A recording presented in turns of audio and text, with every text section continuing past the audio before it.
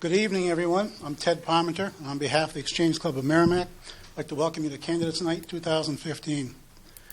The Exchange Club has been an active service club in Merrimack since 1984 and consists of community-minded men and women working together on projects to benefit Merrimack.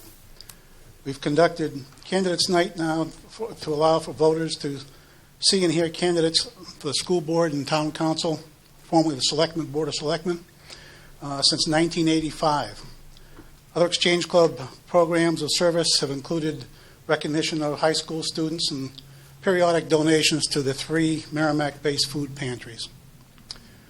Our current primary fundraiser is the collection and recycling of used aluminum beverage cans at receptacles located at South Merrimack Fire Station, the library next to the DPW garage on Turkey Hill Road, and also at the vault storage facility, formerly Zyla's. This evening, each candidate will be given 1 minute to introduce themselves, provide a very brief summary of their qualifications. Written questions for candidates will be accepted from members of the audience. Writing materials are available from the Exchange Club members. Just raise your hand if you need something, and someone will help you out. And we'll also collect the questions when you're ready, and we'll review them. The questions should be directed to all candidates for a given office, the town council or school board. Questions will be reviewed and may be edited or paraphrased, a group of similar questions to group them up at the discretion of the moderator. Each candidate will be given 1 minute to respond to each question. The question and answer session will conclude around 8:20. Then each candidate will be given 1 minute for closing remarks. Due to the number of candidates this year, all candidates are urged to be as brief and concise as possible while still making your point, and thus allowing voters to learn your position on as many issues as possible within the time available. If a question asks a yes or a no answer would be appreciated. Candidates are reminded that the microphones will remain on throughout the forum, and this is being broadcast live this evening, as well as taped for rebroadcast on Merrimack Community Channel 22 on Monday, up until Monday, April 13th. I'll introduce the candidates at this time. Town council candidates. Candidate for opening this year for town council, there is a 1-year term position, one seat open for a 1-year term. For that, we have incumbent Tom Mahon, Lynette Peterson, and Alexander Parada. Town council, a term of 3 years. There's 3 positions open. For that, we have the candidates are incumbent Nancy Harrington, Tom Koenig, Mike Malzone, Jody Valancourt, and incumbent Long Woods. School board candidates, incumbent Davis Powell, and not here this evening because due to illness, Andrew Schneider sends his regrets, but he's got the flu and thought he'd better not spread it around to everyone, so he decided to stay home. We thank you, Andy, and wish you a quick recovery. Okay. At this point, we can begin with questions. Start with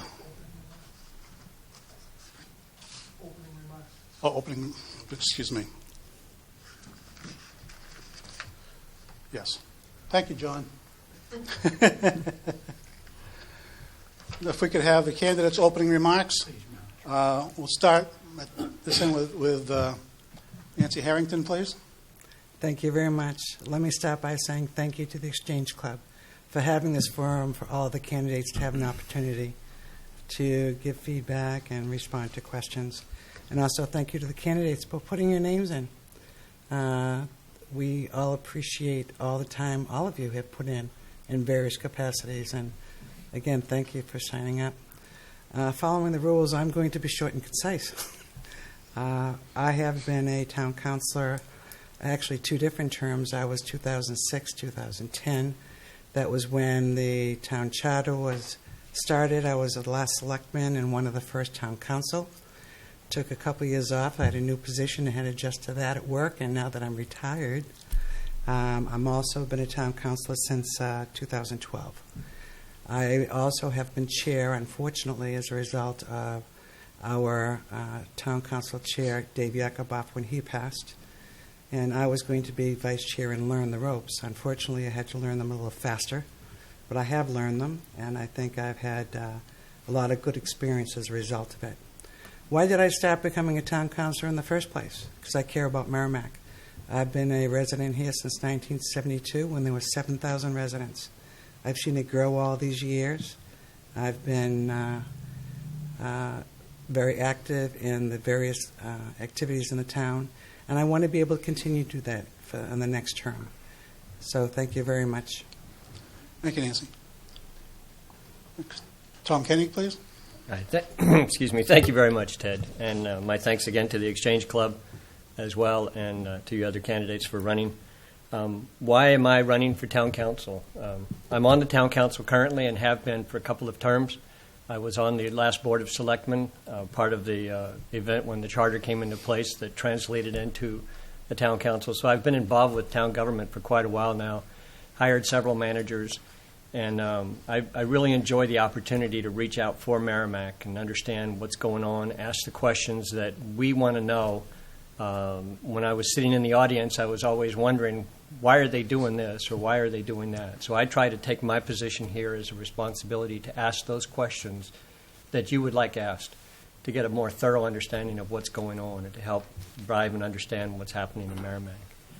Since I moved here in '91, so I'm a newcomer at 23, 24 years, I've been involved with the school district on the Planning and Building Committee, on the Space Needs Committee back in 1995. I've been involved in the Budget Committee when it was intact, dealing with both the school and the town and the village district budgets. I was chairman of that for a year, and I've been involved with the council quite a long time. So I really want to keep doing that. I'd like for you to send me back to spend my time to help out with the town of Merrimack. Thank you. Thank you. Tom Mahan, please. Yes, good evening. Good evening. And again, thanks to everyone for this opportunity and to everyone who's running for office this year. I've lived in town since my wife and I moved here in 1976, raised our daughter here, and I've been involved in town for a long time. I served on 3 Space Needs Committees. I was chair of the Charter Commission, chair of the Budget Committee several times, chair of the School Board for 2 years, and also chair of the Town Council. I was elected to that office in 2006. I'm running for the 1-year term, which is the remainder of the late Dave Yakuboff's term. And, as Thomas talked about, why are people doing this? I was asked that question in open court one time. Why do you do this?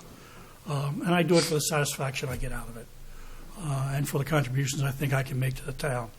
And the fact that my parents instilled in me and my 4 sisters the responsibility to give back. So that's why I'm here. I have a lot of experience in local government, both from my former and my previous employment, which I'm now retired from after 26 years. I'm adjunct faculty at the University of New Hampshire in the public administration program, and I've done a lot of things for the town in the time that I've served. And with that, I will end. Thank you. Thank you, Tom. Mike Malzone, please. Yeah, thanks a lot. My name's Mike Malzone. Been living in town for 25 years up there on East Chamberlain Road. Reside with my wife, Amy, my stepson, Jeff. And I've done some time on the town council. 10 years ago I ran. I did a 3-year term in the town of Merrimack. I enjoyed it. I liked the work. Helped start the business expo in town. Heavily involved in Merrimack Rocks. I've been on the Conservation Commission, and I presently am chairman of the Ethics Committee in town. My wife goes over her friends on Wednesdays and does the American Idol and I am not into anything like that. So I asked her if she minded if she would switch nights to Thursday. I'll throw my name back in the hat for the town council. I enjoy the work. I'm a small business owner. I'm a fiscal conservative, and I like having a say in the expenditures of the town. I find it interesting. It's good reading, and I like the debate. I think debate's very healthy in any organization, any community, or any boards. I work hard. I'm applying for the job, and I'm asking for your vote, and I would appreciate it. And I'd also like to thank the Exchange Club for hosting this evening and not putting Frank up on under the Malzone sign. And I'm also one of the biggest peanut buyers from you guys down at the dump, too, because you know how much I love those. But I appreciate that. Thanks, guys. Thank you, Mike. Lynette Peterson, please. Thank you, Ted, and thank you for the opportunity to be here. Thank you this evening for the folks watching, and I thank the Exchange Club for hosting the forum. 5 years ago, I made the decision not to sit back and let others call the shots. I was a virtual unknown in Merrimack. I made the decision to run for state rep. Other than my neighbors and a few church members, I was a complete unknown, a non-entity in Merrimack. I had to get my name out there and convince people to vote for me. I had never served on a board or a council at the time. I lacked experience, but I did not lack the drive. I served Merrimack for 4 years as a state representative, and in those 4 years serving on the demanding Judiciary Committee and 2 years as their clerk. In the 4 years as a state rep, I never voted to raise a tax or a fee. My voting record speaks for itself. I'm hardworking and I'm a fast learner. My work ethic is not something I take lightly. I give 110%, no matter what the task. It is my character and integrity on the line, and I do not compromise. Thank you. Thank you. Alex Parada, please. Thank you. My name is Alex Parada. I've lived in Merrimack for 3 years now. I moved here with BAE Systems. I worked for BAE Systems for 5 years. I worked in finance and marketing. And I'm here today asking for your vote for the one-year term for Merrimack Town Council. I have a lot of great experience working with the large company and balancing budgets, and I think I can bring a lot to the table as far as putting in new perspective and getting some new eyes on different things. So April 14th, I encourage everyone to come out and vote. Again, thank you for having me. Thank you. Jody Valencourt, please. Thank you, Ted. I'd also like to thank the Exchange Club, members of the audience, and at home and here with us, and the other candidates for putting their name in the hat as well. I truly believe that one person can make a difference. My name is Jody Valencourt. I'm running for a 3-year seat on the Town Council. I humbly ask for your vote on April 14th. It's time for a new voice in our town government, and I ask that you let me be your voice. My husband and I moved to Merrimack 22 years ago. We've raised our family here. I have 2 children. Both of them will be graduating from the Merrimack School District. My youngest is graduating this year. Some of his teachers are sitting in the back, as a matter of fact.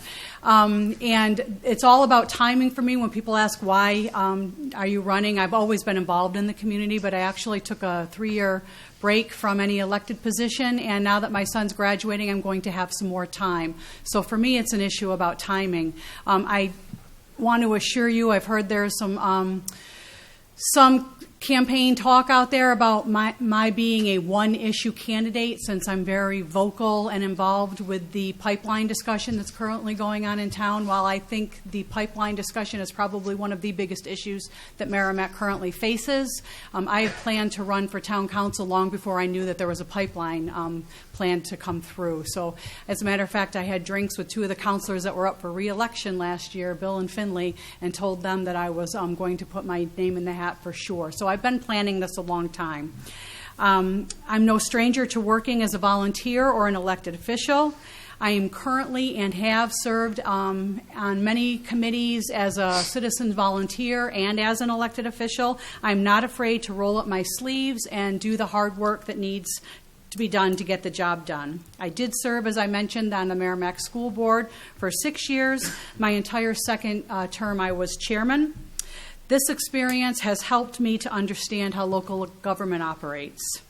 Maintaining the quality of life we currently enjoy in Merrimack is very important to me, but I will always keep the burden to the taxpayer in mind. As an elected official, I believe in a respectful discourse and transparency. I will strive for effective communication with staff, fellow counselors, and constituents. I'm the only candidate that has not previously served on the town council that's running for a 3-year seat this election cycle. I believe a new perspective is healthy and necessary for effective government. I respectfully request that you allow me to bring this new perspective to the town council. Please vote for me on April 14th. I want to be the new voice. I want to be your new voice with proven leadership. Thank you very much. Thank you, Jody. Lon Woods, please. Thank you, Ted. And I thank the members of the Exchange Club for the opportunity to speak with you and the audience at home once again. I am Lon Woods. I am seeking a 3-year term on the town council. My community service has been over a 30-year period on the Municipal Budget Committee, the School Board, the Zoning Board of Appeals or Adjustment as an alternate, the Master Plan Committee. I served on the Charter Commission with a couple of the other counselors and enjoyed that. Got involved for a while when my children were younger with the MYA and was coach of some of the teams. I'm an MVD, a Merrimack Village District Commissioner, and as I said, currently a member of the Town Council. Over the 45 years as a residency with Catherine and I and the girls, oftentimes Kathy and I have reflected, could we be more fortunate to be a resident of a town like Merrimack? And with that in mind, I've been very happy to serve in several capacities to try to maintain what is, we think, a pretty good goal.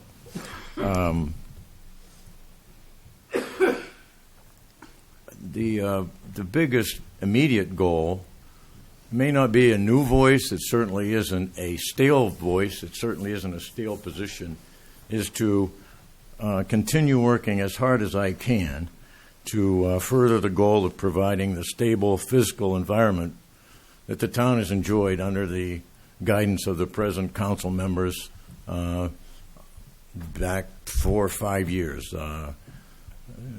And that is a very important goal of mine, and one which I will pursue if you will give me your vote, which I humbly ask for on April 14th. Thank you very much, and thank the members of the Exchange Club once again. Thank you, Lon. Davis Powell, please. Thank you, sir. And I also extend my thanks to the Exchange Club for hosting this forum this evening.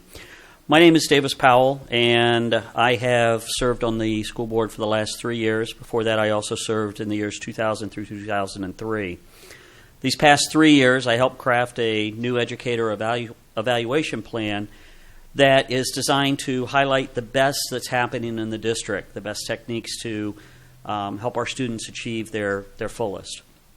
I also co-negotiated the MTA, the Merrimack Teachers Association's contract, which ended up lowering the district's contributions to the health care plan.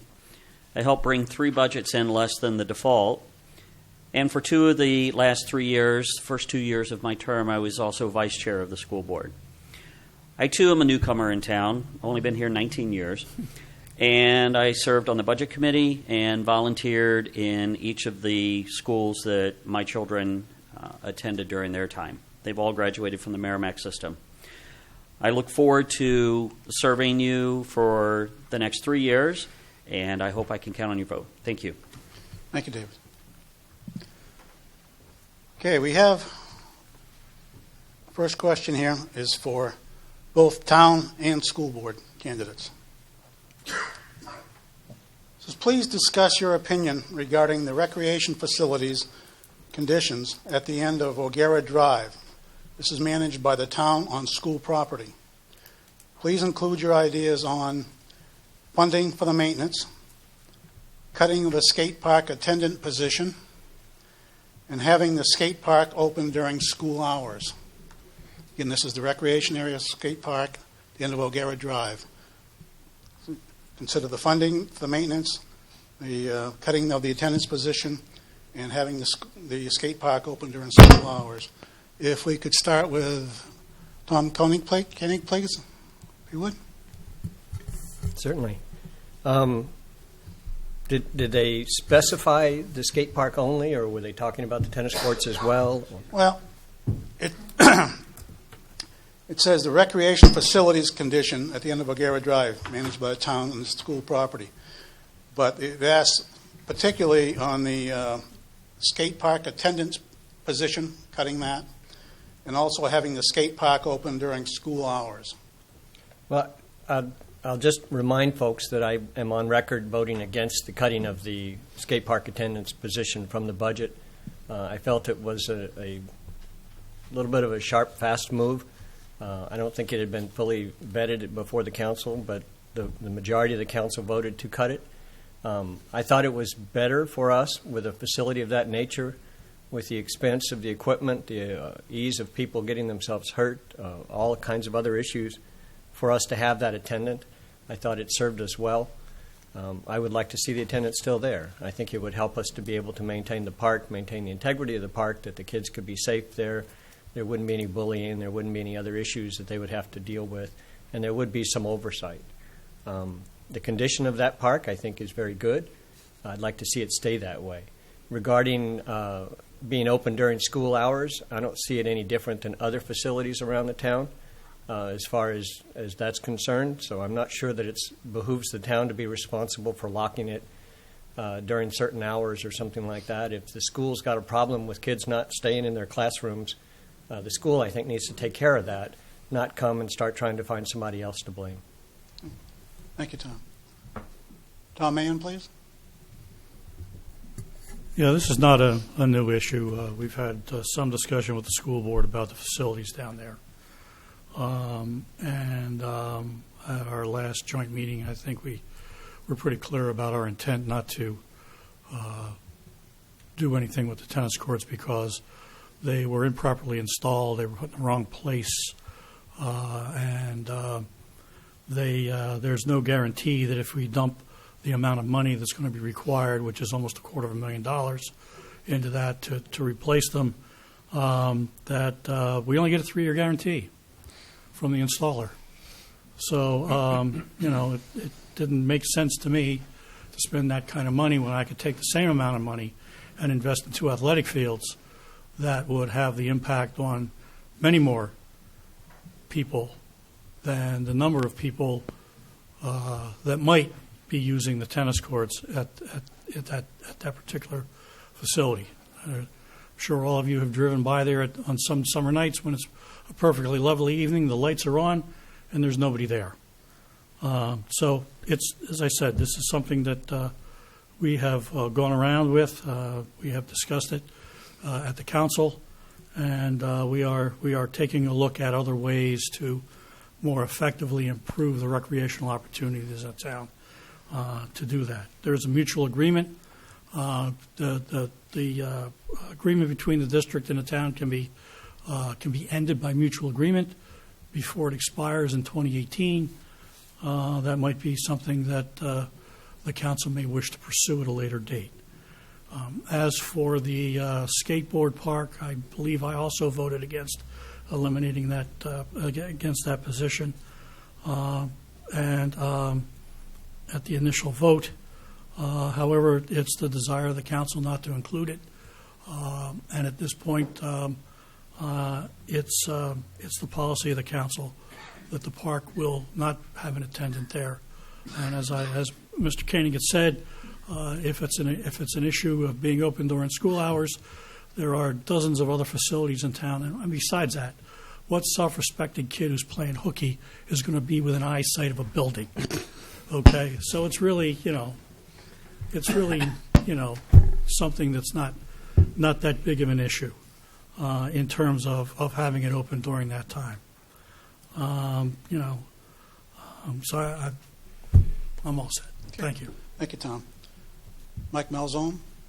Yes. Thanks a lot. Funding. I think we need a little bit of work done over there. I skated at the rink this winter and utilized that facility, which I think the town does a great job in taking care of.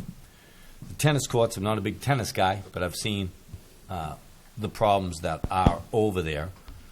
Supply and demand in the town, though, you have to weigh the good with the bad. Is there that much of a need for redoing that place over? And if it is to be redone over, there are ways to raise money and get corporate sponsorships in this town. To use Merrimack Rocks as a example, we went out there and raised over $10,000 just for fireworks for that evening. I don't know how many people participated in that, but it was one heck of an event down there at Watson Park. Got a few bands and fireworks and Clydesdales and so on and so forth. So, you know, if the town really needs something, you shouldn't always necessarily look to the homeowners and just throw it on their tax bills.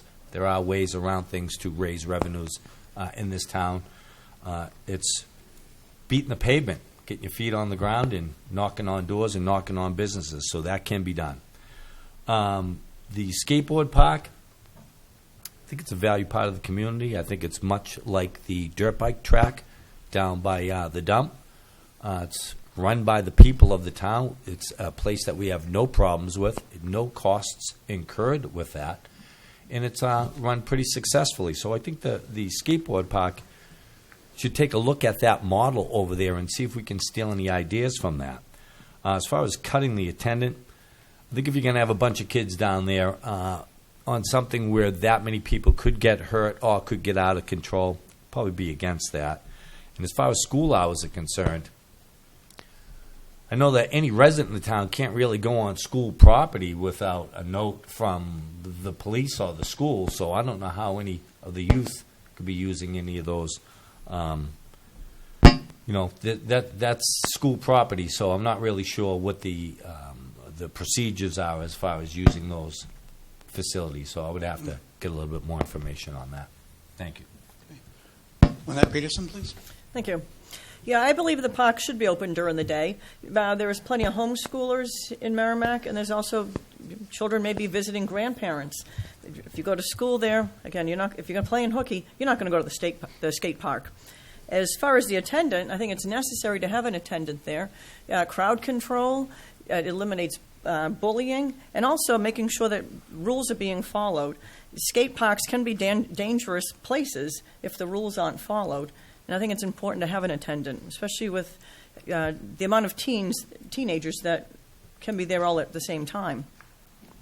Now, the courts in the skate park are in pretty good condition, and I think that maintaining them at the current status in this would be fine. I don't think we need to raise any money through the budget.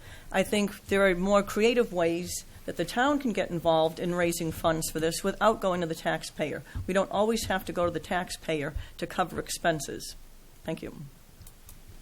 Thank you. Alexander Parada, please. Thank you. As to the condition of the park, I think we've heard from the first four people that it can, they could go either way. Some say it's just fine. Some say, it could use a little work. So whether that's, after we, see what becomes after winter, there are different ways, like we've heard, of raising money for that, not necessarily having to push it through the budget. As far as cutting the attendant position, I think, there's definitely a reason why the attendant was cut. And if we, see in a future need for an attendant because there's an absence of one, then maybe we should reinstate the attendant. But until then, we'll have to see how that goes. And as far as open during school hours, there are a lot of people that can use the park any time of the day. They don't necessarily attend a regular school program, like Lynette said. So open during school hours, I don't see much of an issue with. Thank you. Thank you. Jody Valencourt. Thank you, Ted. I have a little bit of a difference of opinion on some of I agree on some of the points and disagree on others. As far as the condition of the tennis court, the overall complex, the tennis courts right now, they're an eyesore and they're a safety hazard, and they're not safe to use.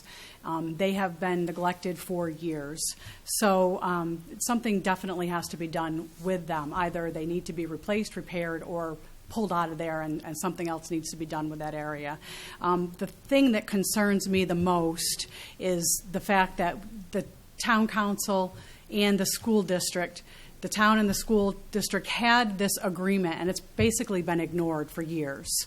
I personally am happy after so many years to hear an actual conversation with some real talking points and some real action items. whether you're for or against whatever the town council is doing, at least they've taken a formal stand now and they're taking some action. And I'm happy for that because it basically just got ignored, left out of budgets, and it's a contractual agreement that's basically been ignored for years. So I'm happy to see some actions being taken on that.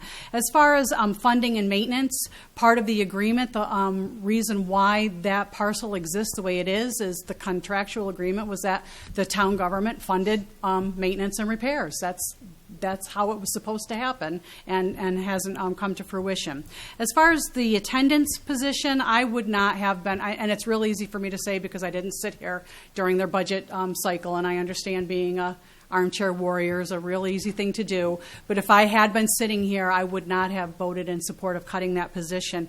The climate of that skate park, since having an adult there in attendance, the way that it has been, it's just changed dramatically. There's a positive and safe climate now that did not exist in years past. There is, a drug culture, vandalism, all other kinds of things that have been addressed. It took time, but I believe that the attendant really took care of that. I know there was talk about video cameras, and I personally don't think that those will do the same job that having a live body and adult there. And I was very sad to see that that position was cut.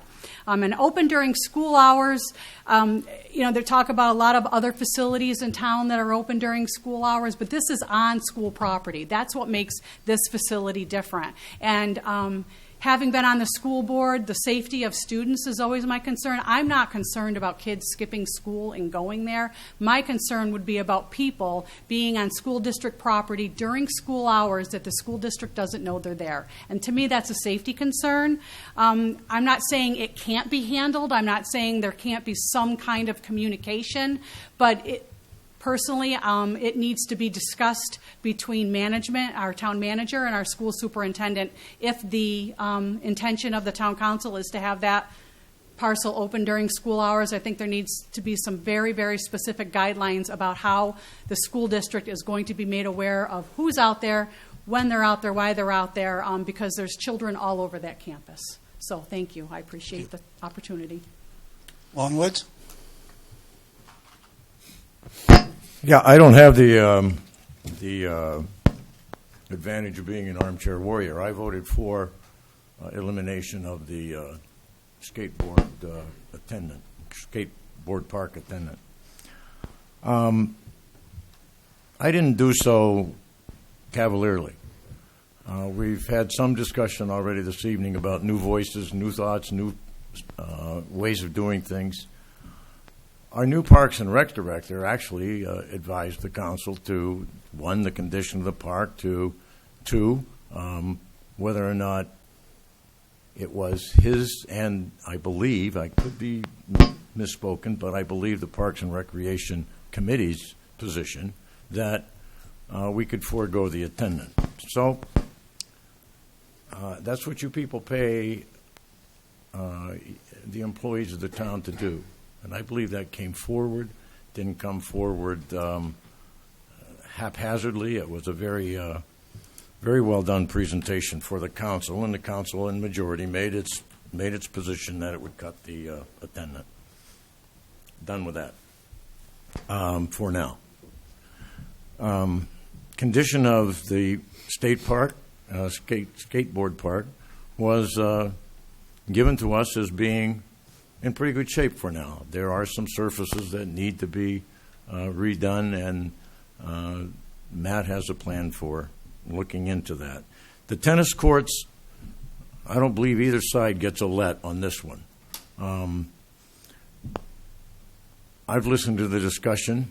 I think Mr. Valancourt is on the right track in terms of appreciating the fact that it is still an open discussion. I think when you consider the amount of money, in the hundreds of thousands of dollars to refurbish and bring the tennis courts up to playable condition, and then understand that that's only guaranteed or only really good for about 3 years, there's reason to continue the thought of mitigation and finding somewhere else some other recreation or whatever. Thank you. Thank you. Nancy Harrington, please. Sure. Okay, two different issues. One is the skate park. As we do, or we hope to do on many occasions when we have to make a decision about anything, we often will have to ask department heads to give us information about what other communities do. What are the pros and cons? What has happened under all occasions? We were told that there were only 2 parks in the entire state that had skateboard attendants, and we were one. So that sort of led to a discussion. Okay, is it worth it? Should we still have it? And it came to the decision of that we really felt that we should allow a time to go by, not have the position. It's not unlike any other place in town. I mean, you have Wasserman Park, you have Watson, you have a lot of facilities, other basketball courts, all the rest. And at what point do you decide that the children need to be supervised or not? So all of those issues were part of the discussion and the decision. In terms of the tennis courts, I want to be able to be accurate. I want to make sure that now there was an agreement with the school, but I believe it has to do with the easement. And I could be corrected on that, but I know that the federal government, the town received a grant from the federal government having to do with putting this recreational facility in. We have since found out that it should not have been placed there just because of the ground that it's on. As Tom Mahan mentioned, it would cost $250,000 to be able to repair it, and there was a determination made that it was not worth the investment of the money when there was no guarantee. In fact, it would probably have to be repaired in 3 years. So based upon that, we've contacted the state, who is going to be the liaison with the federal government, to find out what we can do to be able to still fulfill the grant requirements, perhaps using that money to have a different recreational site, so that we're still fulfilling the federal grant conditions, but not investing in something that it's not worth investing in. It's just pouring good money after bad, okay? So that is the intention, and we have not heard back from the state, who's the liaison for the federal government. And I stand by that decision. There was no way that I was going to be able to approve that much money, and there was money put in over the years for refurbishing, not to the extent it should be. I mean, that has to be totally redone. It's not worth the money. Let's take that money, find a different spot, and be able to have fulfill our obligation to the federal government as well. Thank you. Now, from a different perspective, Davis Powell, please. Well, Mrs. Harrington stole everything I was going to say. That's unusual. You are correct. It is an easement. Yeah. It was an easement that the school district granted to the town some 25 plus years ago. Correct. And the money that came from the federal government came with the stipulation, with the shoestring, if you will, that a recreational facility was to be created. While it would be nice to have the tennis courts close by to the high school so that we could have quote-unquote home tennis matches, I also agree that it's just cost prohibitive to do what needs to be done correctly to make the tennis courts a usable, viable option down there. Some of the notes that I have here, as far as the attendance concerned, from my professional background, being in the insurance industry, it scares the heck out of me from a risk management standpoint, not having someone there. I understand that other facilities are open around town. You mentioned basketball courts, Watson Park, such as that, but I don't think they carry the same inherent risk that a skateboard park does. Let's just face it, the people fall down a lot more at a skateboard park than they are going to be at Watson Park, for instance. Having said that, if the council is open to looking and revisiting their position in the next budget cycle, or maybe the next 2 budget cycles, to see if there's been any change, I appreciate that, and I hope that that they do follow up on that. As Ms. Harrington said, in our last joint meeting, we did have the discussion between the school board and the town council, and It's my understanding the state has not gotten back to you yet. Correct. And there is a process that has to be gone through before the land can be turned back over to the school district, if you will.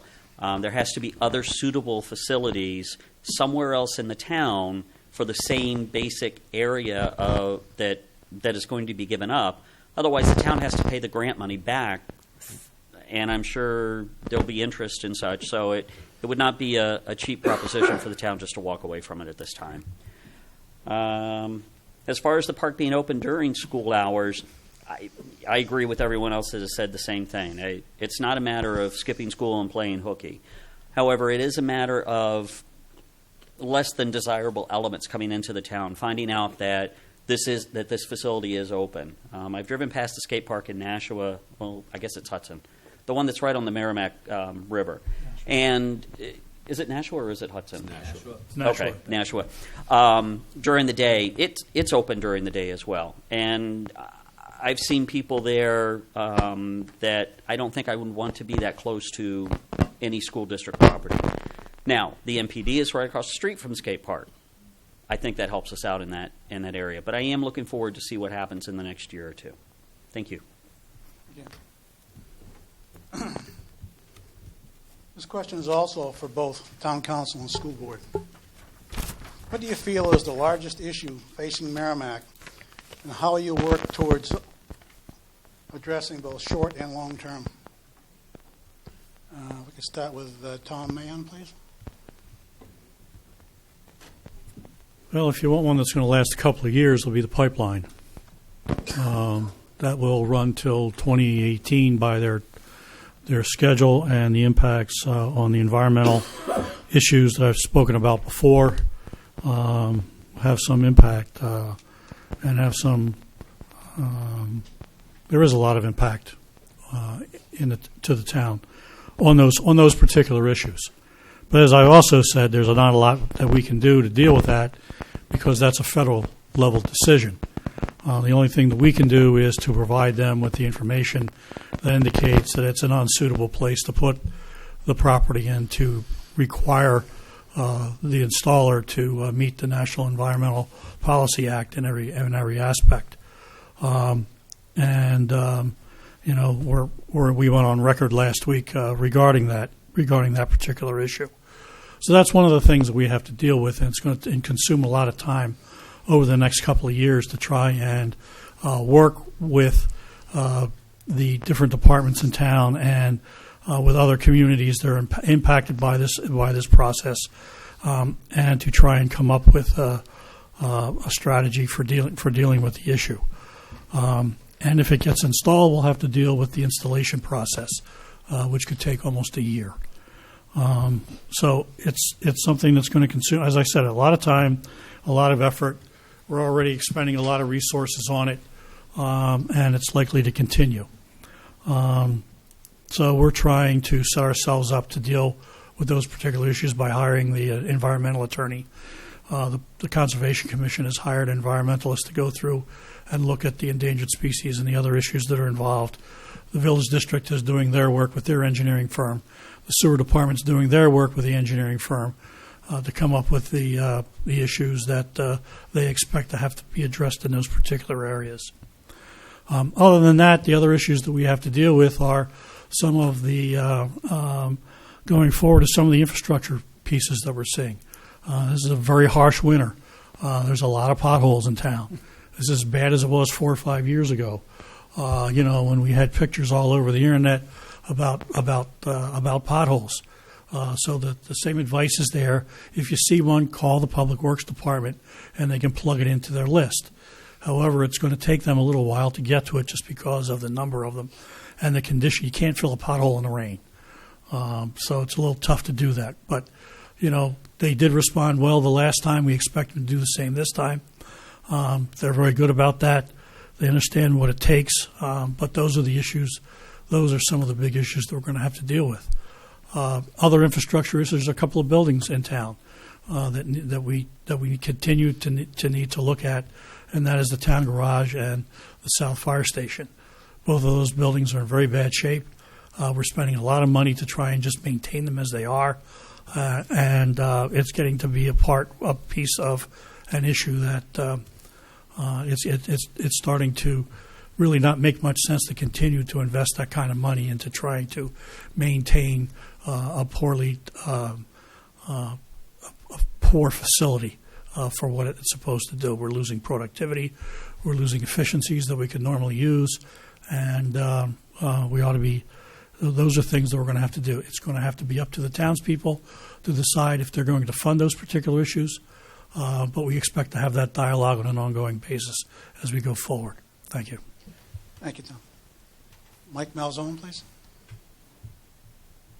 Thank you. I feel three of the larger problems that we're facing in this town right now and long term is taxes, the infrastructure, and a loss of school students.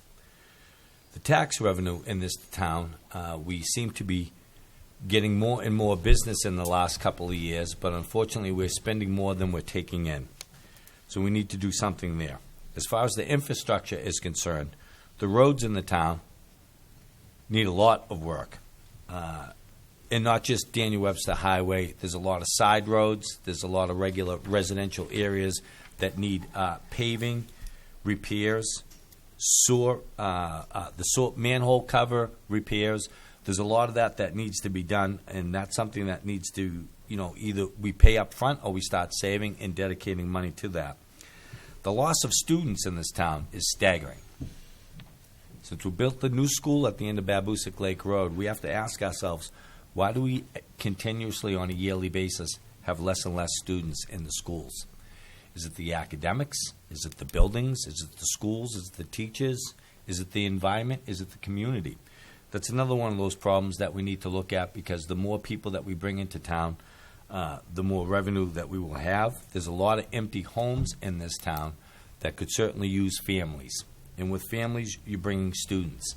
And again, that's something that we as town, I'm running for town council, so I would not have anything to do with as far as the loss of students, but it is something that needs to be looked at by the school board. Thank you. Thank you, Mike. Annette Peterson. Thank you.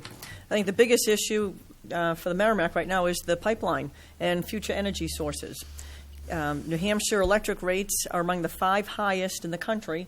Manufacturing and high-tech companies that use a lot of electricity will pay 40% more here than they would pay in an average state.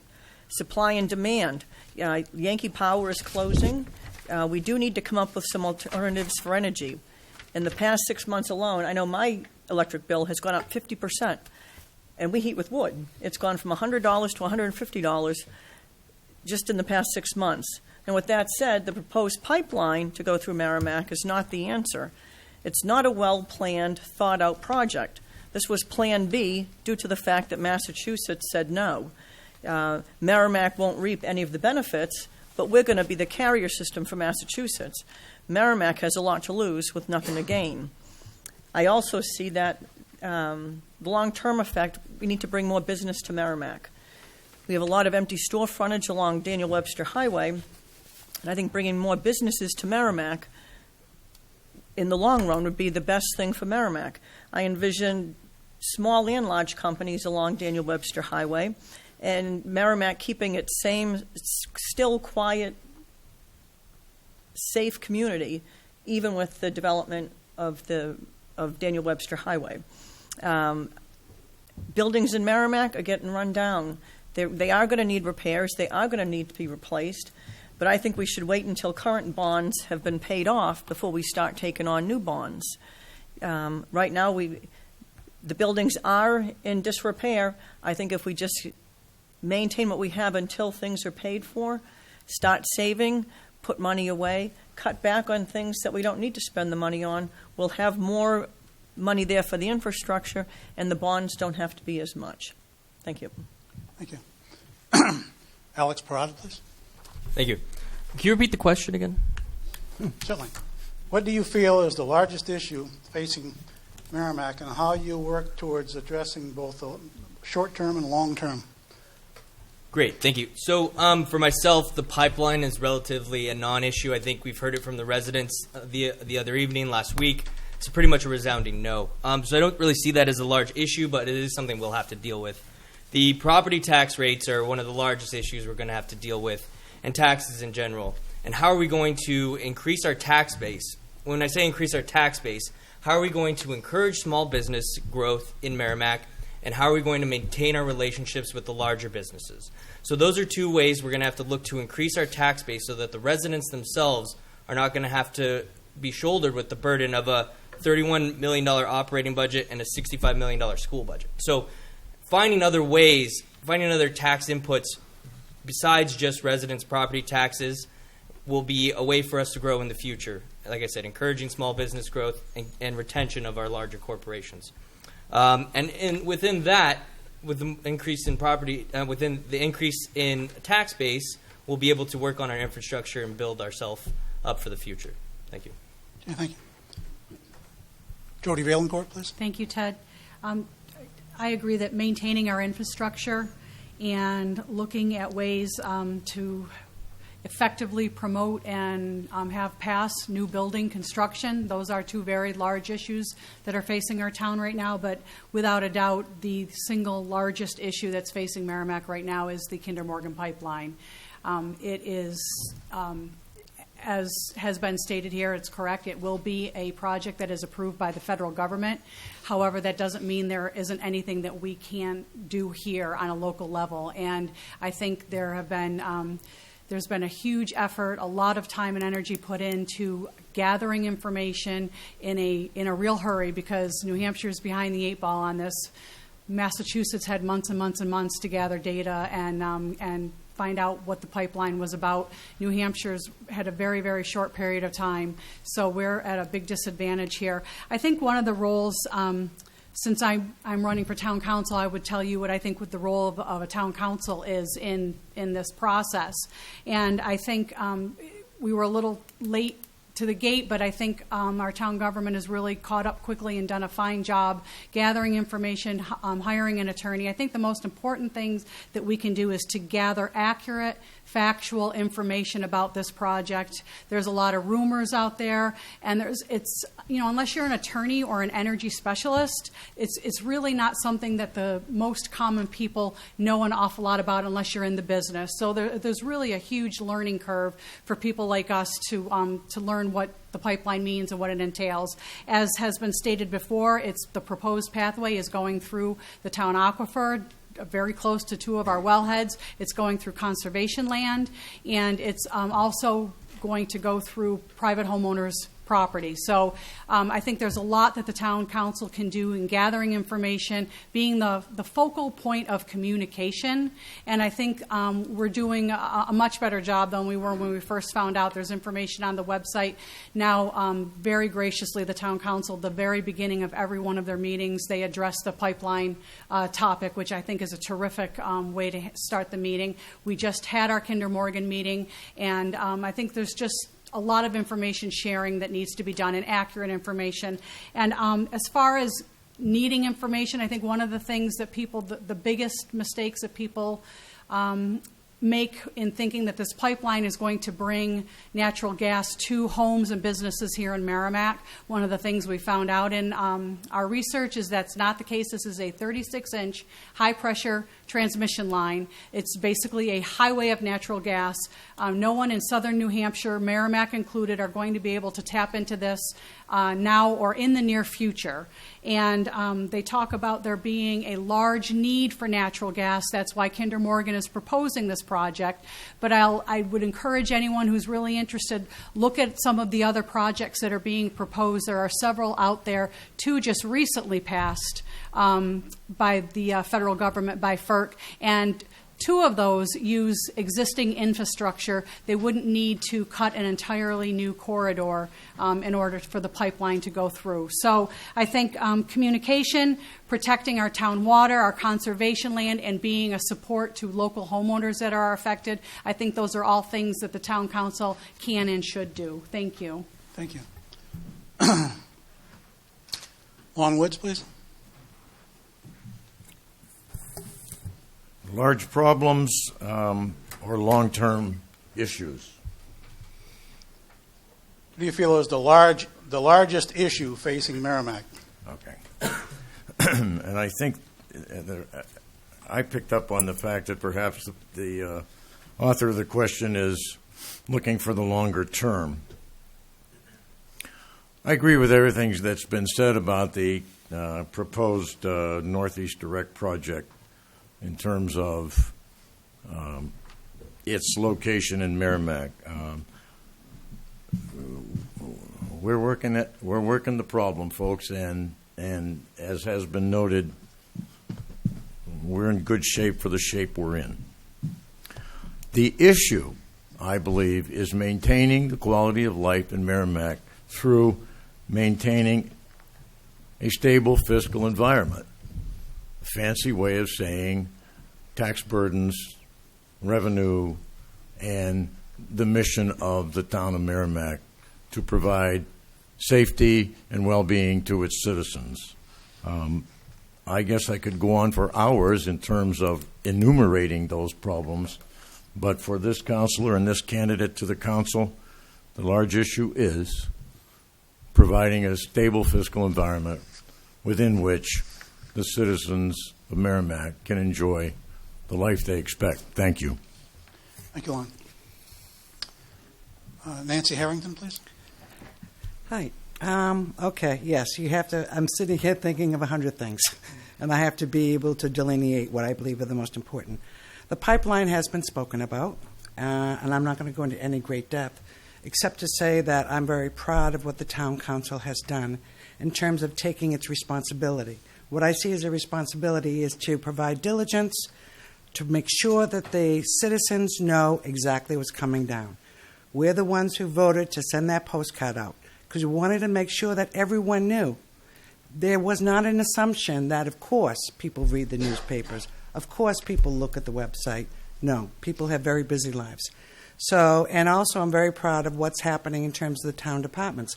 As has been mentioned, the conservation, everyone has jumped on what piece are we going to, you do this, you do that, because you're right, Jody, not any one entity can understand the whole thing. It's very complex.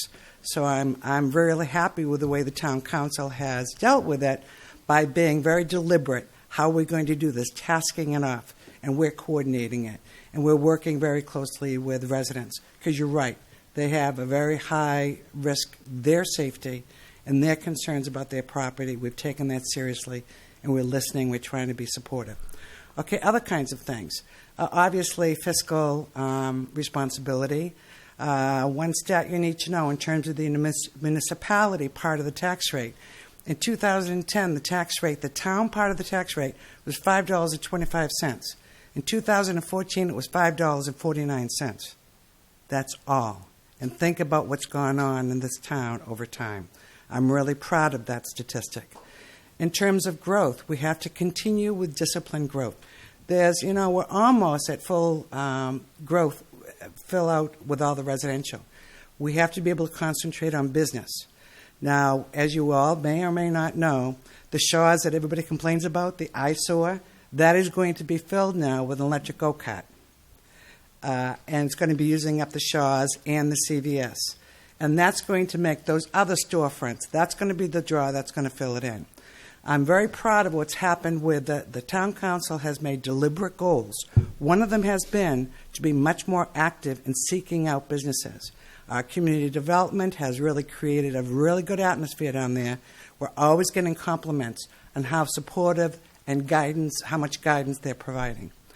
Okay, the other thing in terms of infrastructure, yes, we all know the potholes are terrible.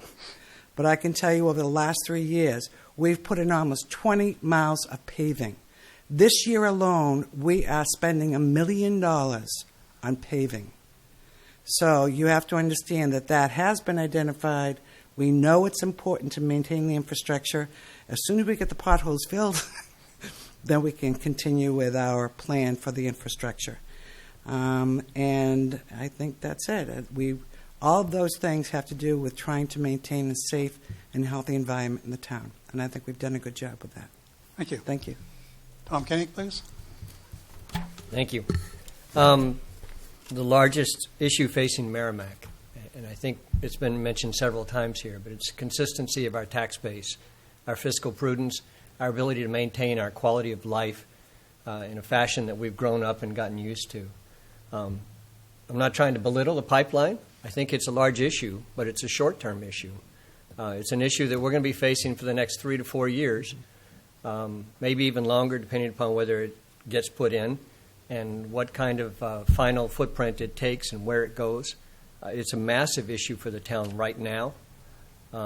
It's taking up a huge amount of resources and time of our town manager and our community development and our conservation commission and our town council. But we are cognizant of the importance and the reality of making sure that we understand as much as we can about it, and that we allow the people of the town of Merrimack to understand as much as they can about it and have as much input as possible. We're also hell-bent on being open about it and refuse to meet with Kinder Morgan individually, because we as a town council want to be open and transparent to the people of the town of Merrimack. But more in line with what I think we need to be doing in the next 5 to 10 years in the town of Merrimack is continuing to work on development.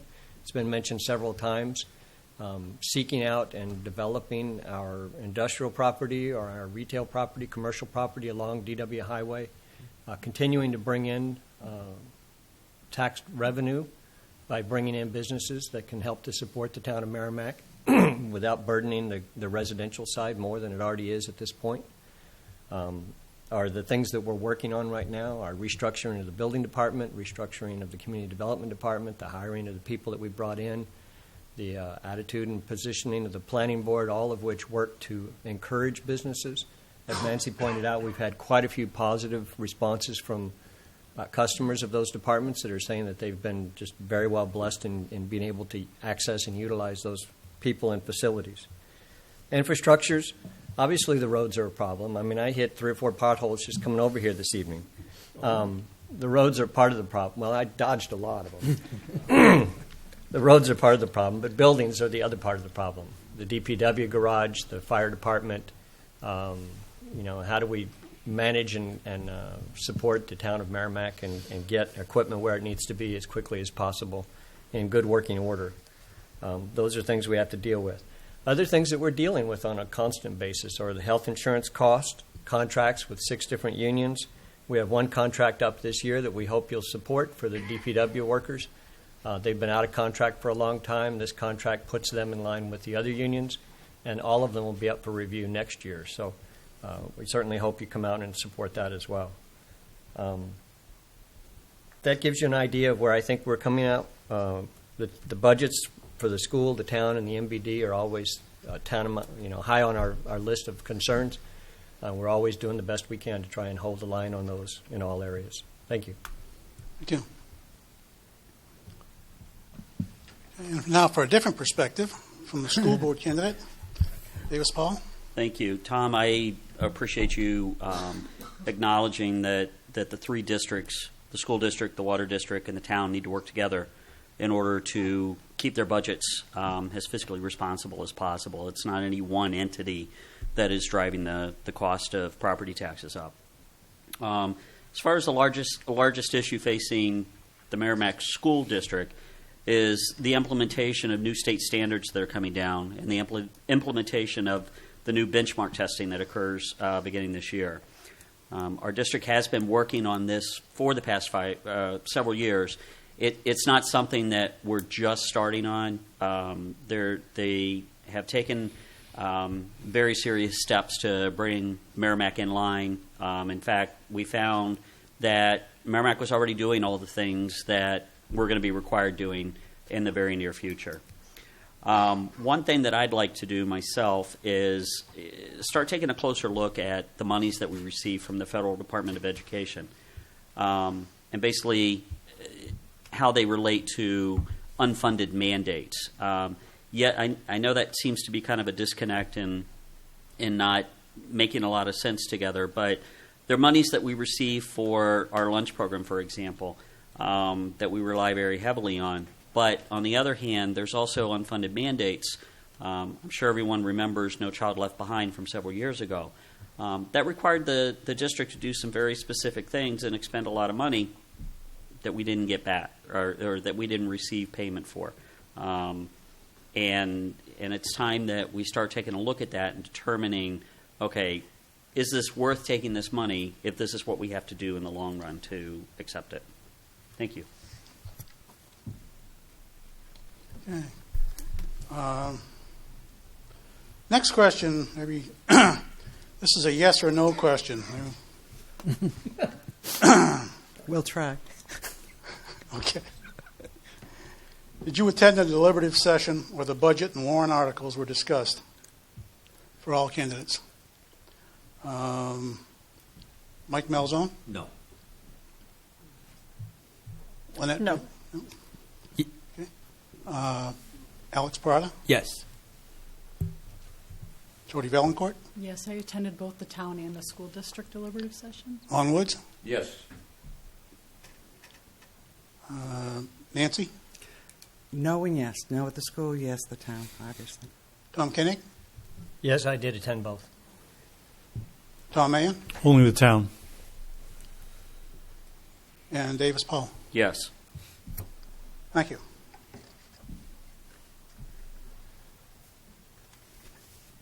For the town council, how would you like to see the library have an impact on the town of Merrimack? Question is, how would you like to see the library have an impact on the town of Merrimack?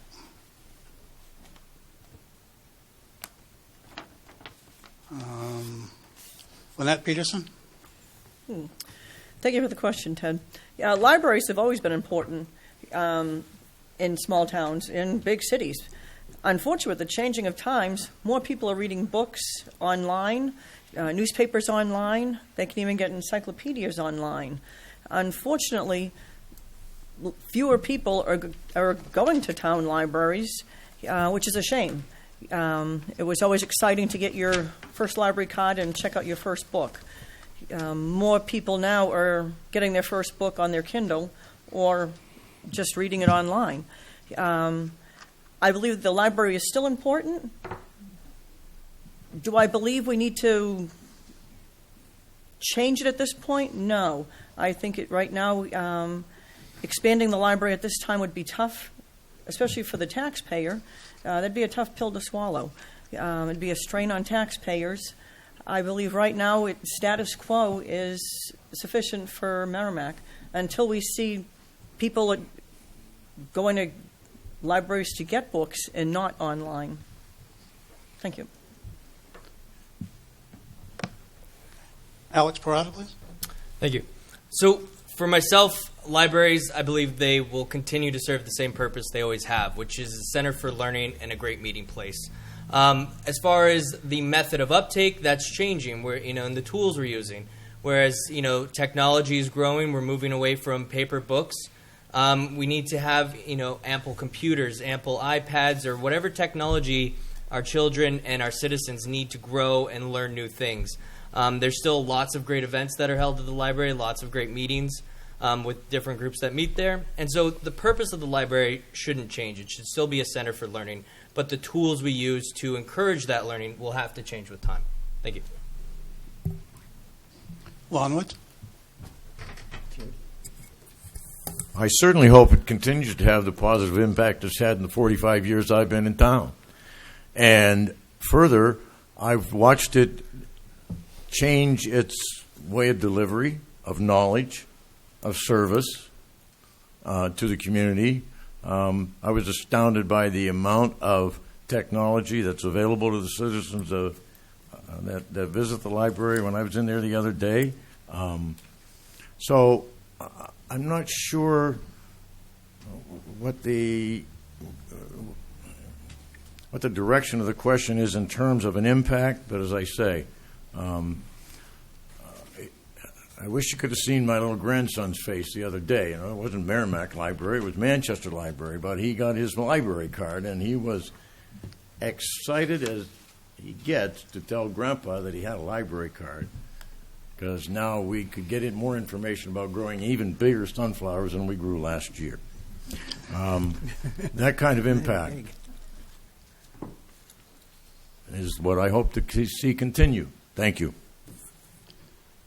Jody Valencourt, my apologies for skipping over you on this round. I just thought you were getting creative. Nah, Order, Ted. just- I'm fine. Senior moment. No offense taken. Thank you. Thank you. I like how Alex put it, actually, a center of learning and a meeting place. I think a library in any town, and Merrimack's no different, is a focal point of any community.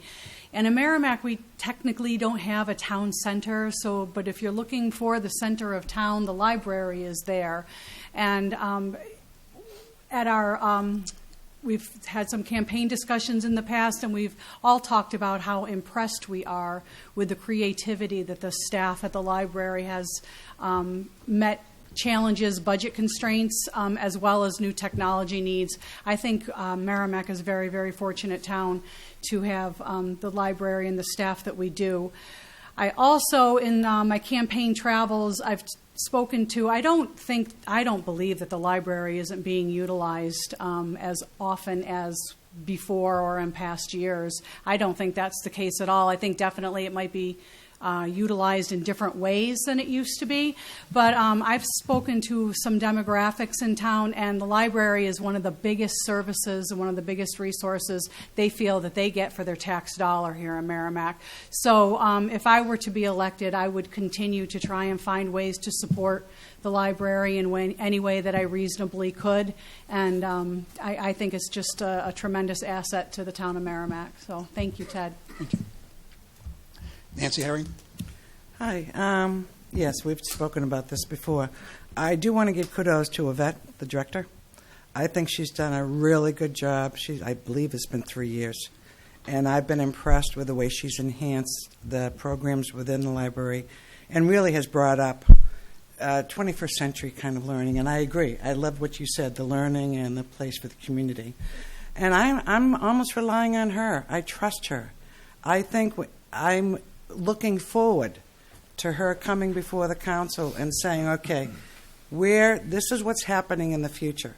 This is what we have to do to be able to change our program or services or whatever to be able to accommodate those changes that are happening in communities. So I'm looking for the people who know their business, and I think she does. So I'm looking forward to that. Yeah. Tom Kenning. Thank you. The question is what impact do you want to see in the library in the town of Merrimack? And I, as well as many of the people here, have constantly enjoyed the library and would like to see the library still be a major impact in the town of Merrimack. There's arguments, pros and cons, about whether books are on the way in or on the way out and whether people are reading online. But even if they aren't, there are a lot of times and opportunities to use the library. And the library does have that center of excellence, that knowledge base that you can go to for support. You can go to for information. It doesn't have to be in a fictional book. It doesn't have to be in a newspaper or periodical. It can be from your neighbors. It can be from displays there of historical significance or things that are going on. One of the things that we use the most in the library right now are audio books. The CDs. I mean, it sure makes the drive back and forth to Manchester a lot easier if you can listen to a book while you're doing it, especially if you get stuck in traffic along the way.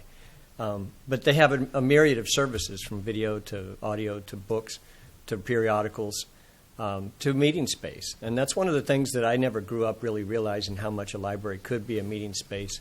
But now my son is finding that there's a weekly gaming club that meets there that he can go and join in and have fun with, and he can drive himself, which is an awesome event. But I think that it continues to reach out to remake itself to be modern and with the times. And as Nancy said, I think Yvette has been a very strong driving force to bring that to Merrimack, and I encourage her to continue that effort along with her staff and reach out and be that center of excellence in the town of Merrimack. Thank you. Thank you. Mike Malzone. The question, I feel, the way that you asked it was, what would I like to, or how could we see a greater effect of the library in the town? Is that exactly how you phrased that question? How would you like to see the library have an impact on the town of Merrimack? That is how I did take that. Okay. And what I would like to see the library do is send library cards to the residents of the town. Put it along with your tax bill or put it along with car registrations. I think if those went out to all the homeowners in the town, it might even increase what is going on down there and bring people down there as opposed to making them think about it. It came in the mail. It came in my registration. I'm going to go down there and check the library out. I think it would do worlds of wonders for the library. I think people would be a little bit more interested in it as opposed to just trying to drive by it at that hectic corner. Thank you. Thank you. Okay, and a school board member, Ian Davis Powell. Ted, you skipped Tom Mahon. Did I? Oh, Lordy. My apologies, Tom. It's okay. He's correct. What's the matter? Must be. So it's interesting to hear the comments from people, because when I chaired the Building Needs Committee back in between 2000 and 2004, we did a survey that produced exactly the kinds of services that they're talking about here. And I think there's two things at work several things at work here. It is a center of contact. It was recognized at that a long time ago. It is a meeting place. In a way, all those arguments that we used to have back in the 80s about it being a babysitting service, remember those? Okay. Because there was always a pile of kids over there. All right? And when you came down Babusick Lake Road, you always had to, after school was out, you always had to be on the lookout for the kids running across the road to get to the mobile to get their afternoon soda and candy bar. Okay? So, in a way, that people took that as a negative, but it's also a positive because there was a safe, reliable place for them to gather, where they had sort of had study groups, but it was a place for them to do that. We also, the library and the library trustees of late have been doing an outstanding job of trying to make those adjustments in their mission and the things that they think that they need to do to maintain the impact and effectiveness of the library in the community. It's a place for continuing education, as Alex has said. Okay, it is the central point of contact for new residents. It's the first place they come. All right, and ironically, it's the starting point for their research. So even though you can find all that stuff online, the thing that we found was they start in the library. They come in there and they come to the pro in the reference department to get them started on what they're doing, and also as a validation of the methodologies that they're using for their searches and what they're doing. So in that regard, it has a benefit to them. So I think at last they are getting that feel for the new role, if you will, of which is really an old role of the library in managing the media. They've got a new position that they're putting in this year for media. Okay, they're combining a couple of part-time positions into a full-time position to manage those particular issues. So Yvette and the trustees are doing that good work to get this thing to get them back on track and to get them to make them even more mainstream than they have become over the last 5 or 6 years. Thank you. Yep. And now, the school board candidate Davis Powell. Question is, what, if any, actions should the school board take to make Merrimack schools safer and more secure? Thank you. Safer and more secure. The district or the school board rather has been very proactive in creating a safe environment at the school. Each school now, all with the addition of the new entrance at the James Master Cole Upper Elementary, all the buildings now have a secure entryway into the building, which means that no more can someone just walk in and go through the building without announcing that they're there. I think the questioner was probably alluding to election time and the fact that the upper elementary is used as the central polling place. we, at our last joint meeting, excuse me, between the town council and the school board, we created a charge for staff, both the superintendent and the town manager, to get together to come up with their recommendations of how this could be implemented to where there is limited entry into the building and that our students there at the upper elementary school are safe. We heard back from that just a few meetings ago, if I'm not mistaken, and I was very encouraged with the work that was done. There's a very set plan in place. It's not ideal to my way of thinking because the vestibule still has to be left open. However, the town has committed to additional resources from the police department in order to make sure that nobody goes where they're not supposed to be. It's a unique situation that we have. Ideally, the best place to have the elections would be at the high school. It's the largest building that we have in the district. However, in order to do that, we have to close school. There's a parking issue at the high school. There's absolutely no way there could be enough parking to have both school in session and elections at the same time. Not to mention, there's no way for the public to get into the school without having to interact with the students, given the fact that the gymnasium is in the center of the school building. So it is a tough thing when it comes around scheduling. We do work closely with the moderator to accommodate the needs of both the town and the school district during election cycles as much as possible. But again, I feel very comfortable with the plan that's in place at the upper elementary now for the upcoming election. Thank you. And that concludes our question and answer session for the evening. The Exchange Club wishes to thank everyone for attending this forum, allowing voters a chance to see and to hear the candidates, and for these elected offices, and also many thanks to Nick LaValle and the staff, Merrimack Community Channel 22, for broadcasting this live this evening and for rebroadcasting it from now until election. I'd also like to thank Exchange Club member and Candidates Night Chairman Ed Smith for his efforts coordinating and assisting this event. Thank you, Ed. And also Dominic and D'Antoni being here and helping out. And just one final reminder, all voters encouraged to vote for the candidate of their choice on Tuesday, April 14th from 7 a.m. to 7 p.m. at James Mastercola Upper Elementary School All-Purpose Room on Babusick Lake Road. Thank you all and good night.